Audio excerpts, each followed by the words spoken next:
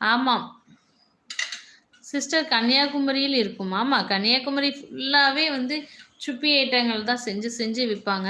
ஏன்னா, அங்க இங்க தூத்துக்குடிய விட கன்னியாகுமரியில வந்து சுப்பி வந்து ரொம்ப நெறைய கெடைக்கும். ஏன்னா, ஏன் என்ன ஸ்பெஷல் அப்படி கிடைக்குது அப்படின்னா, ஆ கன்னியாகுமரியில வந்து அலைகள் வந்து ரொம்ப ஜாஸ்தியா இருக்கும்.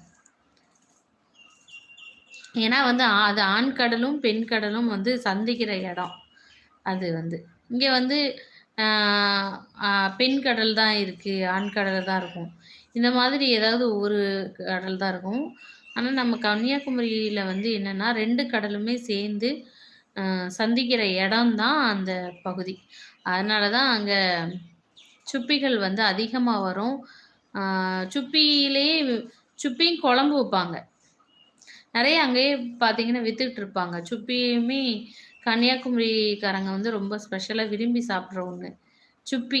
அத ரொம்ப விரும்பி சாப்பிடுவாங்க. அதுக்குள்ள வந்து அத அவிச்சு அத உள்ள உள்ளத எடுத்து, நல்லா நம்ம மட்டன் ஃப்ரை பண்ணுவோம் இல்லையா? அது மாரி ஃப்ரை பண்ணி சாப்பிடுவாங்க. அவங்களுக்கு ரொம்ப பிடிச்ச உணவுல கன்னியாகுமரிக்காரங்களுக்கு இது ஒரு உணவு.